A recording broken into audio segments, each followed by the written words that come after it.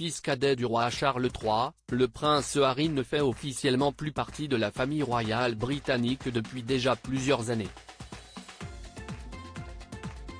En effet, peu après son mariage avec Meghan Markle et la venue au monde de son premier enfant, un petit garçon nommé Archie, le frère du prince William a pris la décision de renoncer à ses titres royaux et de quitter le Royaume-Uni. Un choix radical qui avait provoqué un séisme au sein du clan Windsor. Depuis, il réside en Californie avec sa femme et ses 2 enfants. Mardi 16 mai 2023, le prince Harry et Meghan Markle se sont rendus à New York pour assister à une cérémonie, durant laquelle l'ancienne star de la série Suits fut récompensée. Une fois cet événement arrivé à son terme, le couple a sauté dans un taxi. C'est à ce moment-là qu'il fut pris en chasse par des paparazzis dans les rues de la ville. Dans un communiqué, le porte-parole du couple avait indiqué que cette fameuse course-poursuite acharnée avec des paparazzis très agressifs aurait duré 2 heures. Elle aurait par ailleurs failli provoquer des collisions avec d'autres conducteurs, des piétons, mais aussi 2 agents de la police de New York. L'issue de cette course-poursuite aurait pu être catastrophique, a conclu le porte-parole du prince Harry et de Meghan Markle.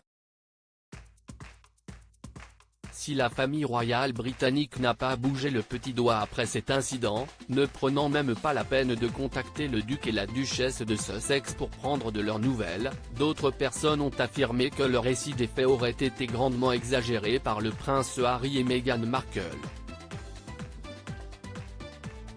La célèbre actrice américaine Whoopi Goldberg a d'ailleurs remis en cause leur version des faits en laissant planer le doute sur la possibilité qu'une telle course-poursuite puisse avoir lieu dans les rues de New York. Meghan et Harry, leur porte-parole répond aux accusations les visant, des accusations auxquelles le porte-parole du couple royal a répondu mardi 23 mai 2023. Respectueusement, compte tenu de l'histoire de la famille du duc, il faudrait ne rien penser du couple ou de toute personne associée à eux pour croire qu'il s'agissait d'un quelconque coup de relations publiques. Très franchement, je pense que c'est odieux, a-t-il déclaré dans les colonnes du média page 6. Pour rappel, la mère du prince Harry, Lady Diana, est morte le 31 août 1997 lors d'un dramatique accident de voiture. Son véhicule est allé s'encastrer dans l'un des piliers du pont de l'Alma à Paris, alors qu'elle était justement poursuivie par des paparazzis dans les rues de la capitale française. À propos de l'auteur Clément Machetto, passionné de sport, et plus particulièrement de football, de basket-ball et de catch, merci Canal+, Koh-Lanta est pour moi le programme incontournable de la télévision française. Par le passé, j'étais également un téléspectateur assidu de la Star Academy sur TF1, mais aussi de la trilogie du samedi sur M6. Aujourd'hui le monde des médias n'a plus aucun secret pour moi. Ou presque. Ces derniers articles. Victor Wembanyama, le prodige du basket français, va-t-il encore grandir?